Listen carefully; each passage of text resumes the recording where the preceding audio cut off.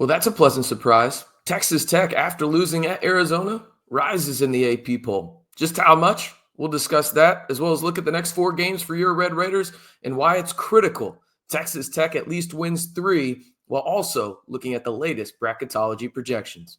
Hey, how's it going, everybody? It's RC Maxfield here for the Back to 12 podcast, and got a jam-packed video for you today, and we're going to have a ton more content here on the channel leading up to March Madness. We're just a few weeks away. So if you want to stay in the know on all things Texas Tech men's basketball all year long, right here on the most engaging group of Texas Tech fans on YouTube, just follow these 3 simple steps. Like the video, hit that subscribe button, and turn on that notification bell. All right, let's jump into the latest AP poll, shall we? As you can see right there, Auburn stays at number 1 after their loss to Florida. That shouldn't be too surprising. I mean, Auburn, I still think, is the best team in America, but Florida's really good and deservedly so in terms of moving up 3 spots, as you can see on your screen right there. I told you that Texas Tech moved up after their loss at Arizona. They were previously 13th. They are now 12th. But right behind them is the aforementioned Arizona Wildcats, who moved up 7 spots. And there's still a significant gap there, people, when it comes to votes. Okay? Arizona, 701. Texas Tech at 12, 778. That's pretty substantial in terms of the difference there. Now, there's a pretty substantial difference in terms of Michigan State to Texas Tech from 11 to 12, but the Red Raiders do, in fact, move up after their loss out in Tucson. Now, the interesting part for Texas Tech as we move forward and look at the net rankings is this. They moved up yesterday when they did not play, okay? They were 10th yesterday, and they moved up to 9th. Arizona passed them after their win against Texas Tech on Saturday night into early Sunday morning out in Tucson. And, well, if you're here Central Time, like I am, it was technically Sunday when that game was over. But Texas Tech did still get a quad 1 victory with the loss. You're thinking to yourself, RC, how is that possible? They lost the game. Well, shout out to Kansas State beating Kansas in the Sunflower Showdown. That now becomes a quad 1 victory for the Red Raiders, who now have 6 on the year. We'll look at the schedule here in just a second in terms of what's coming ahead for the Red Raiders, but they'll have a chance to impact their resume more so at the quad 2 portion of this, where Texas Tech actually only has 1 quad 2 win on the year so far. Now, looking at KenPom, where does Texas Tech rank in terms of the latest metrics? They are a top 10 team in the country, according to KenPom, one of the most historically accurate projection models in college basketball. I mean, he is phenomenal at it, right? And you see something interesting here. And I hear a lot of talk that, oh, the SEC is leaps and bounds better than any other conference in college basketball this year. And while I think the SEC is good this year, and in fact, I might even say myself that they are the best conference in college basketball this year, it is not by leaps and bounds, people, especially at the top. Sure, you have Auburn, you have Tennessee, Florida, Alabama. You can see them right there, all in the top 6. But you have Houston, Iowa State, Texas Tech, Arizona, and Kansas, all in the top 11 as well. That is 5 Big 12 teams that are in the top 11 at KenPom. Again, is the SEC better from top to bottom this year? I think I'd probably say yes, but it is a lot closer than these national pundits, specifically the one on ESPN, that continue to talk over and over again. And I get it. There's a financial aspect since they own everything SEC. I truly understand it.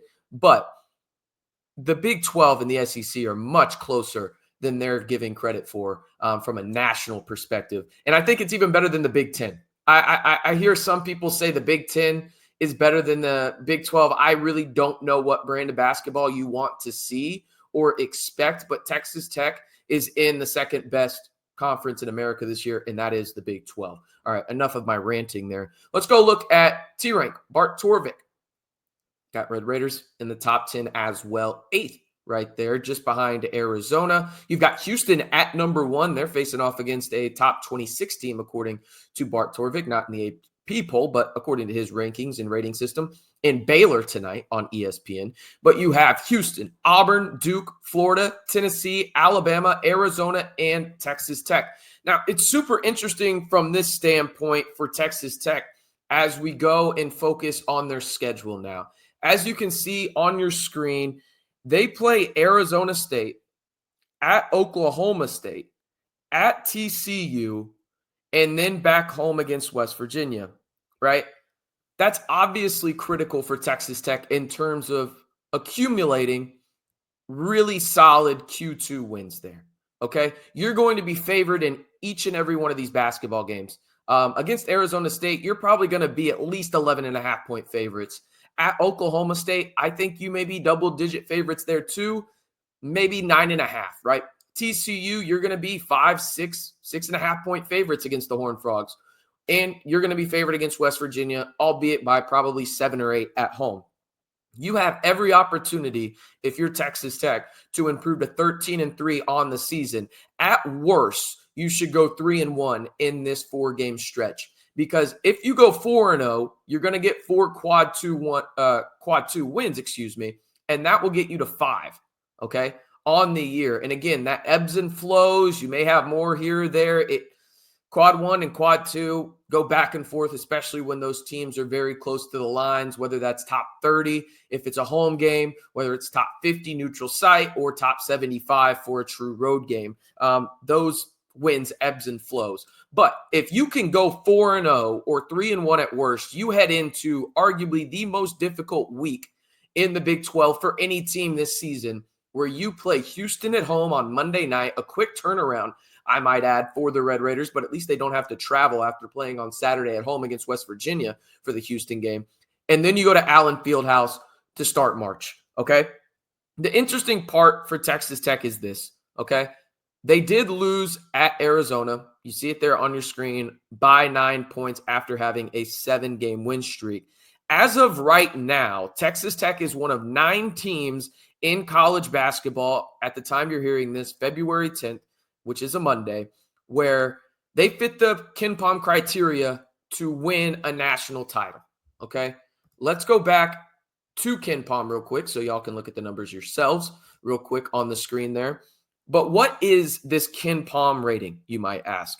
Well, it says 96% of national champions since 2001 have had a top 21 KenPom offense pre-tournament.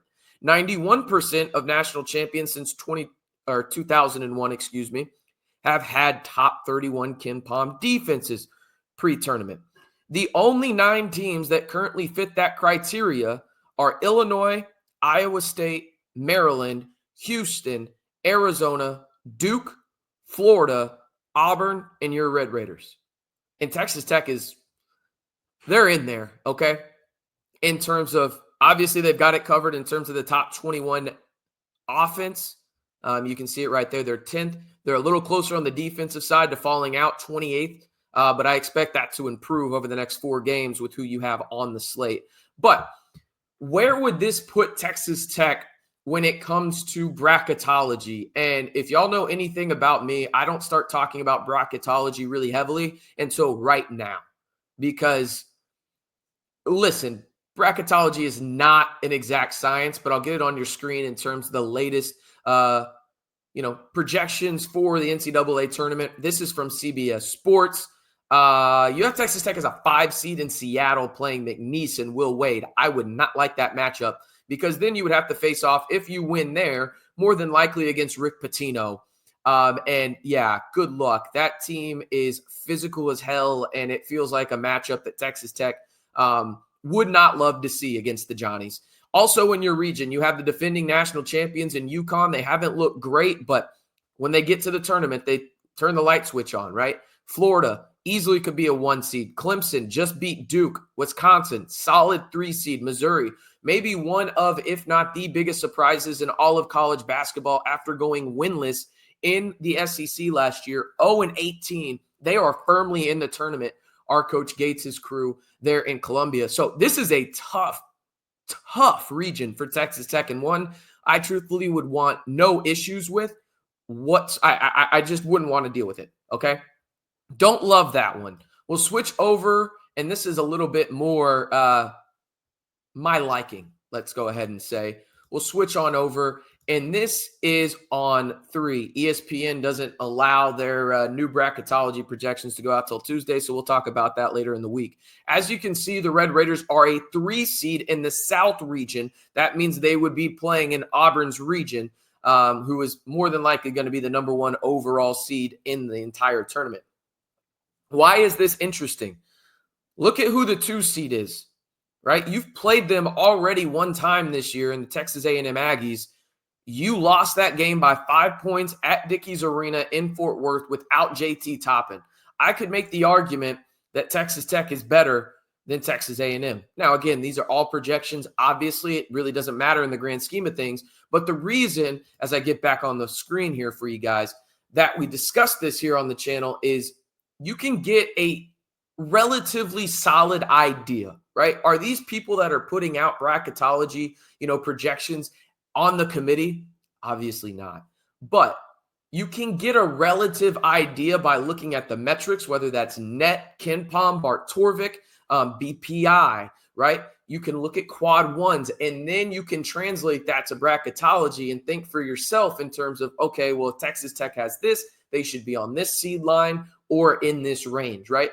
Right now, Texas Tech is firmly in that they could be a 3 seed, they could be a 5 seed. I think that it's going to be one of those 3 options in terms of a 3 seed, 4 seed, or 5, unless the Red Raiders probably beat both Houston and Kansas, which isn't out of the realm of possibilities, but it's probably not likely overall, right? Texas Tech has some business ahead of them, though. They play Arizona State at home on Wednesday. They will start out as double-digit favorites in that game. Feel pretty confident saying that, right? And then the 3 games after that, you have a chance to get multiple quad 2 victories, which will only help you in terms of your metric. And at the end of the day, set you up for success for those 2 marquee matchups you have remaining on the schedule against a top 10 Houston team and a top 15 Kansas team. Okay, those are the 2. Well, every game is critical, I guess, on the schedule, right? You need to win every game or at least have a good showing. But those 2 games are the most pivotal in terms of sending you, on a rocket ship to potentially getting to the even 2 line. If you sweep Houston, you might have to do some flip and flop in there in terms of Houston on the 2 line, switch Texas Tech out. But we shall see. Overall, again, kind of surprising. Texas Tech actually moves up in the AP poll to number 12 after their week where they beat Baylor at home and then lost on the road in Tucson to now number 13 Arizona, previously number 20 when they beat Texas Tech. Texas Tech has a 4-game stretch against Arizona State, at Oklahoma State, at TCU, and then at home against West Virginia where they have to at least go 3-1. And then all these metric sites and bracketology analysts love the Red Raiders right now. And why wouldn't they? You do too. I do. I mean, it's only natural, right? It's the right thing to do.